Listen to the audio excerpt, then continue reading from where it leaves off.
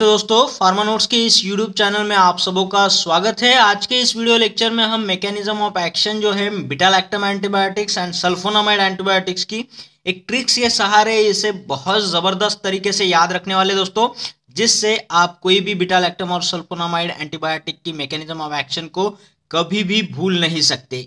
तो चलिए आज के इस शानदार सेशन को स्टार्ट कर देते हैं।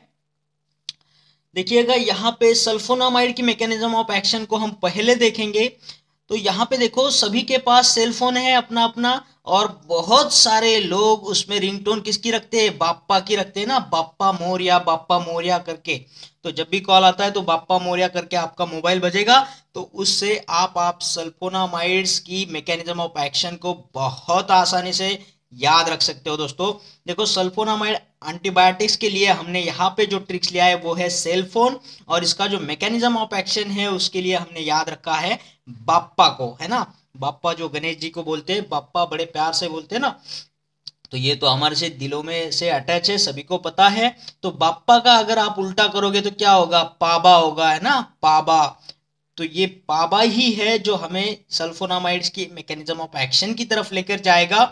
मैं आपको बता दूं, हमारे बॉडी में हो या किसी बैक्टीरिया के बॉडी में हो, जो फोलिक एसिड यानी मेटाबोलाइट का जो सिंथेसिस चलता है, फोलेट का जो सिंथेसिस चलता है, वो इस तरीके से काम करता है कि एक टेरिडीन रेसिड्यू होता है जो इस पाबा से, पैरा अमीनो बेंजोइक एसिड से और ग्लूटामाइक एसिड से लिंक होकर के बनाता है फोलिक एसिड, जिसका विटामिन होता है B9 नाम होता है। विटामिन B9 का ये नाम है फोलिक एसिड। ये 9 देखो यहाँ पे कितने अल्फाबेट आपको दिख रहे हैं, फोलिक एसिड में 9 है, फोलिक के 5 और एसिड के 4, तो ये 9 बनेगा।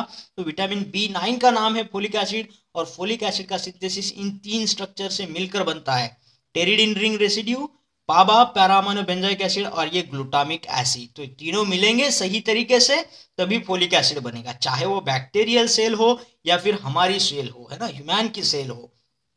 तो हमें क्या करना होता है, सल्फोनामाइड जब यूज करते हैं तो इस फोलिक एसिड के सिंथेसिस में वो बाधा तैयार करता है ना। तो साइमल्टेनियसली हमारे शरीर में भी करेगा, हम उसके लिए कुछ ना कुछ आगे देखेंगे कि क्या हमारे लिए रेस्क्यू है।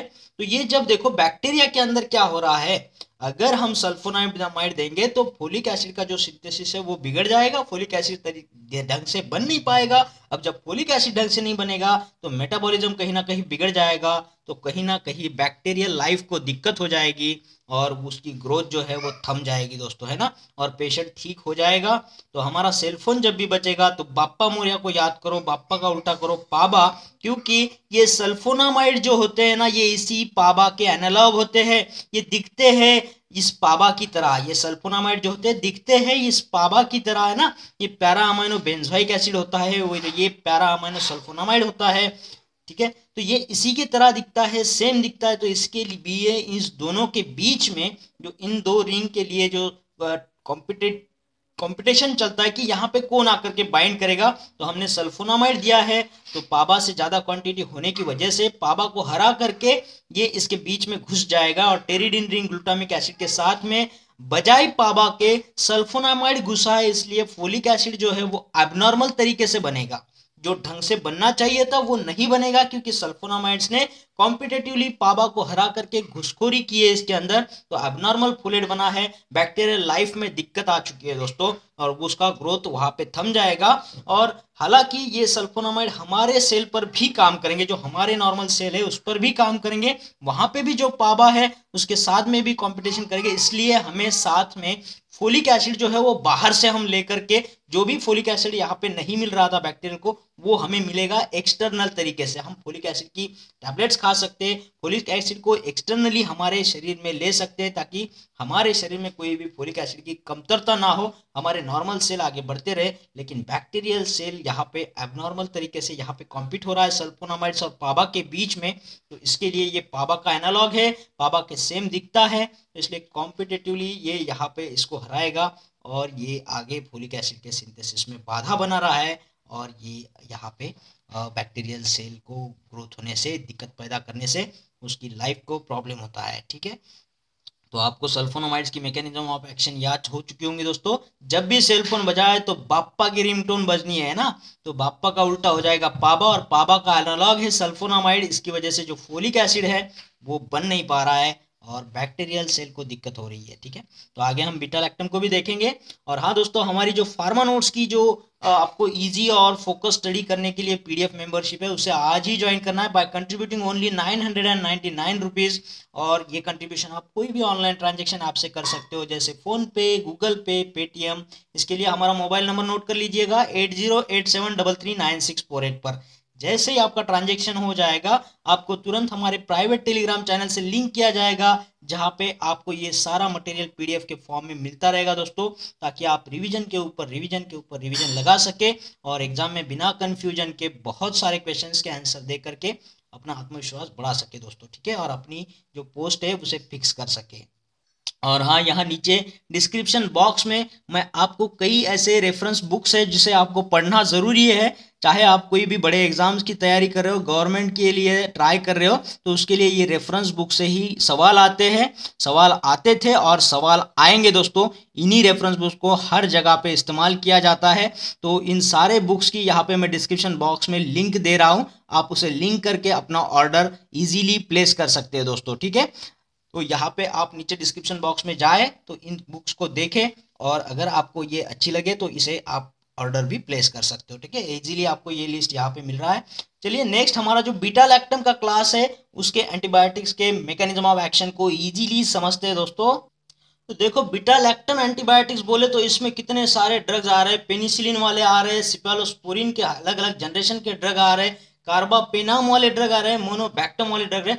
बहुत बड़ी कैटेगरी है दोस्तों बीटा लैक्टम एंटीबायोटिक्स। तो इसमें कई सारे ड्रग्स है, और कई सारे ड्रग्स की मैकेनिज्म ऑफ एक्शन सिंपल आप एक अल्फाबेट से याद रख सकते हो। ठीक है, एक ड्रग से याद रख सकते हो। ठीक है, आपको कोई भी दिक्कत लाने की जरूरत नहीं। इसमें कम से कम 20-25 ड्रग आते हैं दोस्तों, 20-25 से भी ज़्यादा आते हैं, 30-40 तक भी जाते हैं ये पूरे ड्रग अगर आप काउंट करोगे। सिफेलोस्पोरिन एंटीबायोटिक में ही बहुत सारे ड्रग है। पेनिसिलिन के अंडर भी extended penicillinase inhibitor, beta lactamase inhibitor, ऐसे बहुत सारे ड्रग है। तो इन सारों के एक्शन सिर्फ एक ही है। तो आपको इसके लिए जस्ट रिमेंबर करना होगा पीजी, है ना। पीजी क्या है, ये पीजी क्या है ना, पीजी क्या है, ये पीजी। तो ये पीजी जो है आपको पता है, पेनिसिलिन जी पता है ना सभी को, बेंजील पेनिसिलिन का नाम होता है पेनिसिलिन। बस इसी से आप सारे beta lactam antibiotics mechanism of action को याद रख सकते हो।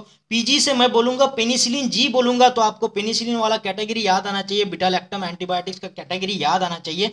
पेनिसिलिन जी बोला है तो मैं पीजी से फिर पॉजिटिव ग्राम भी बोल सकता हूँ, इससे आपको ग्राम पॉजिटिव बैक्टीरिया याद आने चाहिए। पीजी से मैं पेप्टिडोग्लाइकन लेयर की भी बात करूंगा, पीजी पेप्टिडोग्लाइकन, तो इससे आपको ग्राम पॉजिटिव बैक्टीरिया भी याद आना चाहिए, जिसके ऊपर की जो सेल वॉल होती है वो पेप्टिडोग्लाइकन का बड़ा लेयर यहाँ पे होता है, थिक लेयर होता है, जो कि ग्राम पॉजिटिव में अल्टरनेट तरीके से अरेंज होता है, थिन थिन लेयर होता है, उस पर भी ये काम करते हैं कई बार। और ज़्यादातर के ग्राम पॉजिटिव के जो बड़ा थर होता है इसका पेप्टिडोग्लाइकन लेयर होता है, जो थिक लेयर होता है, इस पे इसका बहुत खास एक्शन है, ये इस सेल वॉल को ब्रेक करके काम करता है दोस्तों। तो इसीलिए सारे बीटा लैक्टम जितने भी है उनका एक्शन जो है सेल वॉल पर है, inhibit the cell wall synthesis, cell wall synthesis को ही ब्रेक डाउन करते हैं, पेप्टिडोग्लाइकन लेयर में दिक्कत करते हैं ये penicillin G beta lactam antibiotics, जो कि पॉजिटिव ग्राम बैक्टीरिया में ये बहुत थिक लेयर होता है, बड़ा लेयर होता है पेप्टिडोग्लाइकन लेयर। नाग एंड नाम जो यहाँ पे आपको न्यूक्लियोटाइड अरेंज होकर के दिखते हैं, क्रॉस लिंकिंग होती है उसमें, तो उसमें यहाँ पे दिक्कत आती है।